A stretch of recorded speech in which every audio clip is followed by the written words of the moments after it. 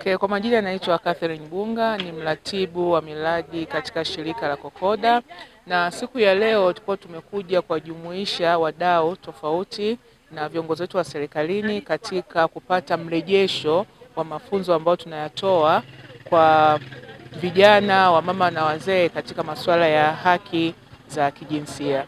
Kwa hiyo leo tuliwakusanya makundi tofauti ambao wameshapata wale elimu kuweza kutupa mrejesho kwamba mafunzo yale wamewasaidiaje jamii na jinsi yalivyoweza kuspread katika watu wengine na kuweza kuendeleza jamii yetu katika haki za kijinsia.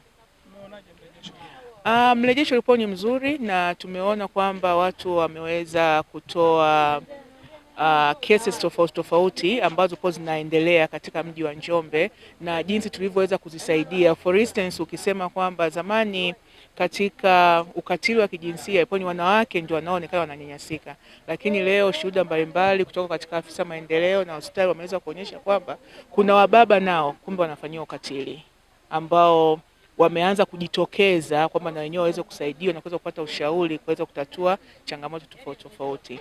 Na pia afisa maendeleo mkoa pia aliongelea kwamba kwa mkoa wa Njombe sasa hivi wameona kwamba wafocus katika kipengele cha afya ya akili, na sisi kama COCODA tumeona ni opportunity nzuri na kuweza kwa hapo hata baadaye kuandika dodoso au proposal ambayo itaweza kusaidia kusupport kuweza kufanya tafiti mbalimbali kuhusiana na hii afya ya akili. Kwa ajili afya ya akili inawezekana ndio changamoto ambayo inaletea kwamba watu waweze kufanya nini, kuweza kufanya ukatili. Kwa hiyo tunatakiwa tu deep dive kujua shida ni nini katika afya ya akili za wananchi. Asante. Jamii ya Njombe inanufaika na elimu hii ili kuweza kukomboa wahanga wa ukatili wa kijinsia na haki za binadamu.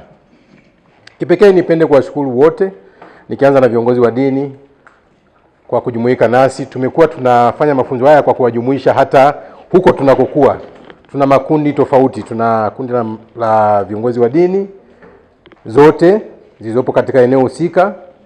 Tunawahusisha wazee maarufu, nafikiri unawaona hapa, lakini tunawahusisha pia ndugu zetu wenye changamoto za viungo, wenye ulemavu, vijana wa bodaboda, humu ndani kuna mamalishe, lakini na viongozi pia wa serikali ambao wanaratibu zoezi hili na kushiriki pia katika kufundisha. Tuko nao kwa karibu sana. Nishukuru mahakama kwa kujumuika nasi leo na nikushukuru kwa kutukaribisha tena katika hata hilo dawati lililo mbele yetu. Tunawapa pongezi kwa kupata tena kibali rasmi sasa, na mimi tutaendelea kushirikiana na tutakuwa pamoja katika utendaji wa kuweza kukomboa jamii iliyoathirika na ukatili wa kijinsia na haki za binadamu. Nishukuru tena serikali kwa kuendelea kuwa nasi na kutuongoza na kutushika mkono na kuturekebisha pale tunapokosea, lakini kuweza kufikia jamii ili tuweze kukomboa na kuondoa majanga yanayoikumba. Kipekee ni washukuru washiriki wote waliofika na kujumuika nasi kwenye tathmini fupi. Washiriki wangu wote na washukuru sana, mmekuwa mabalozi wazuri kutoka Magoda, kutoka Utalingolo, kutoka Maheve, lakini pia mkurugenzi alizungumza kuhusu swala la walimu. Tumeanza kwa kiasi, lakini tulifocus kwanza sehemu moja, lakini kwa sababu umetupa kibali na sisi tutazingatia hata maeneo hiyo kwa mwaka unaokuja tutakapokuwa tunakwenda kila sehemu. Kwa niaba ya mkurugenzi wa halmashauri ya mji Njombe, kwanza kabisa napenda kutoa shukrani za dhati kwa shirika la COCODA kwa kutoa elimu juu ya ukatili wa kijinsia, mambo ya haki na usawa. Kama halmashauri sisi tutaendelea kushirikiana na shirika hili la COCODA kuhakikisha watu wanaendelea kupata elimu ili tuweze kuhakikisha haki na usawa wa kijinsia unapatikana kwa watu wote. Pia nawapongeza wale wote ambao wamepata mafunzo haya juu ya usawa na ukatili wa kijinsia, na pia napenda kuhakikishia kuwa kama shirika COCODA tumepita katika kata 4, nafikiri halmashauri ya mji Njombe ina kata 13. Tunahitaji sana mafunzo yenu ili watu waelimike, waweze kupata hii elimu ya haki na usawa wa kijinsia. Halmashauri itahakikisha inaendelea kupinga vitendo vyote vya ukatili wa kijinsia kwa watoto na wanawake kwa nguvu kubwa, kwa kushirikiana na wadau wote, dawati la jinsia kupitia jeshi la polisi, ustawi wa jamii, maendeleo ya jamii na wadau wengine wote. Kwa jina naitwa Eleute Lingilangwa, ni mwananchi kutoka kata Utalingolo. Juu ya elimu ya COCODA imesaidia sana, kwa sababu tumeona mafanikio, kwa sababu watu walikuwa hawajui maana ya ukatili, kwamba ukatili ni nini hasa. Watu kupitia hii elimu wameweza kujua kwamba ukatili ni nini, na wameelekeza, tumeelewa maana ya ukatili. Kuna ukatili wa kijinsia, watu walikuwa hawaelewi ukatili wa kijinsia nini, ukatili wa kimwili, ukatili wa kingono, walikuwa hawaelewi.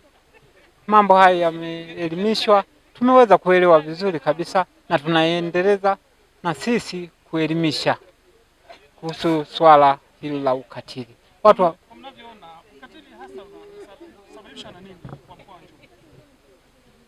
Kwa mkoa wa Njombe ukatili unasababishwa tu na mila potofu ambazo zipo, zinasababisha, na uelewa wa watu tu. Elimu, wapewe elimu waweze kuelewa. Taarifa zile, sisi kama viongozi tunasimama, tunaamini hao waliopata mafunzo na shirika la COCODA wametoa elimu vizuri kwenye jamii zinazotuzunguka, na ndio maana tunapata hizi changamoto ambazo zamani zilikuwa hazitolewi. Mwanaume kwamba akaseme kwamba nimepigwa ilikuwa ni kwa nadra sana, lakini saa hizi tunapata kesi hizo na zinasuluhishwa na mambo yanakuwa vizuri. Kwa hiyo tunashukuru sana shirika la COCODA. Tunaomba muendelee kutoa elimu ili jamii iweze kupona zaidi na zaidi na unyanyasaji, ili watu wajue haki zao, waweze kusimamia haki zao, waweze kuendelea vizuri katika jamii zinazotuzunguka. Asanteni sana. Kitakuwa ya kwako, hakuna mahala pakao tunasema kwamba sasa miaka 2-3 utaondoka shamba na utamwachia nani, umeshalima ya kwako. Kwa hiyo hii ni elimu ambayo imefanya watu wabadilike. Kama nilivyosema mwanzoni, ilikuwa zaidi wanahangaika parachichi zilipoingia walikuwa ni wanaume, kwa sababu ile ndio sema. Saa hizi hata mimi pale Magolo tuna vikundi vyetu vya wakulima wa parachichi. Bahati nzuri mwenyewe niko kwenye association moja ya wakulima wa parachichi kimkoa, inaitwa Nshida. Wale wanaojua wanajua, kuna shirika moja inaitwa Nshida, association moja ya wakulima wa parachichi. Tumeanza kuwa na akina dada na wana mashamba, tunakuwa tunatembeleana kukagua mashamba. Unakuta ni akina dada, huyu ni hapa eka 2, huyu anaweka eka 3, huyu anaweka 1 ya parachichi. Maana hilo shamba litakuwa la kudumu lake. Lakini ukombozi kimsingi umeanzia hapa pa kufunguka watu. Akina mama na dada kufunguka. Na kufunguka kwa wote, sio akina dada. Maana tumefunguka na wanaume kuanza kuwapa maeneo, hata akina mama wakaanza kuwekeza. Mimi nadhani hii kitu imetokana na elimu hizi. Huko nyuma akina dada, akina mama tulikuwa tunapa mshamba kulima matosali tu, viazi. Sawa? Kwa sababu nalima mwaka huu, mwakani tena tutakuwa lini? Usipolima basi, ukiolewa unaondoka, shamba unaliacha. Sasa sio zao la hili, sio hili sio la viazi. Kwamba na mwakani hili ni la kudumu, ukishampa basi jumla. Ilionyesha hivi, mwanamke akilima viazi, atakapovuna pamoja na baba wamelima, mwenye kula pakubwa ni baba, ambaye atafanya starehe nzuri za kupendeza alikuwa ni baba. Mama hawezi akaingia kwenye ile hela akala akafanyia mambo fulani mazuri, ilikuwa ni tabu sana. Lakini baada ya shule hii na kwenda kuelimisha watu, saa hizi watu wanajisikia vizuri kwamba kumbe hata wanawake wanaweza kufanya, maadamu tu wanakuwa pamoja kati ya baba na mama, wanafanya kitu kizuri ambacho sio tamaduni zile za nyuma zilizokuwa zinakataliwa kwamba mama haweza kafanya. Kwanza we mama, wewe unakuwa ni mdogo, yani na uwe chini, halafu baba awe juu. Lakini saa hizi kwa sheria hizi, shule hii nzuri kabisa na ya kufundisha, wananchi wamepokea vizuri na sasa wanasema wataendelea vizuri. Jina naitwa Fandasia, natokea dawati la jinsia wilaya ya Njombe. Nashukuru sana kwanza nipende kumshukuru Mwenyezi Mungu kwa siku ya leo. Pia namshukuru Mungu kwa kualikwa kwenye hafla hii ndogo kuhusiana na masuala ya ukatili, masuala ya kijinsia na jinsi gani tunapinga. Naishukuru COCODA kwa kushirikiana na jeshi la polisi, wanatusaidia pia. Ushirikiano wetu na wao unasaidia kupunguza ukatili ambao unaendelea, kwa sababu wao wanafikia vijiji mbalimbali ambavyo sisi pia tunavifikia. Wanatuletea taarifa mbalimbali ambazo pia hizo taarifa sisi kama jeshi la polisi tunatamani kuzipata. Kwa hiyo COCODA imekuwa ni taasisi ambayo ya kujitegemea, taasisi binafsi, lakini ni taasisi yenye msaada mkubwa. Wanasaidia watu mbalimbali ambao na sisi lengo letu ni kuwasaidia. Tumeshirikiana nao na tunaendelea kushirikiana nao, wana mchango mkubwa katika jeshi la polisi. Ombi langu au ushauri wangu, tuendelee kushirikiana kwenye kutoa elimu, kuwafikia watu wenye uhitaji maalum, watu ambao wanapitia ukatili wa kijinsia wowote, wanaume, wa kike, wote kwa pamoja, ili tuweze kufikia malengo yetu. Pia vile vile wasisahau COCODA kufikia maeneo ya mashuleni ambao ndio sehemu ambao ni hatarishi sana kwa wanafunzi wetu, ambao na sisi tunapambana nayo. Sisi ni jeshi la polisi kitengo cha dawati, lakini sisi ni wachache. Hatuwezi kufikia maeneo yote bila kuwa na msaada. Kwa hiyo huu ni msaada mkubwa kwetu, utatuongezea nguvu katika kufikia malengo ya kupunguza ukatili na kuweka usawa wa kijinsia kwa jinsia ya me na jinsia ya ke.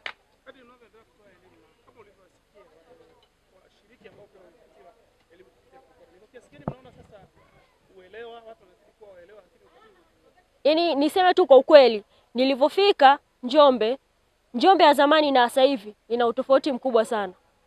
Kwa sababu kadi taasisi binafsi zinavyoongezeka, kadi jeshi la polisi linavyozidi kupambana, ukatili unapungua. Kwa hiyo COCODA pia imekuja kuongeza nguvu katika kupunguza ukatili unaoendelea na kuwasaidia watu wenye uhitaji maalum.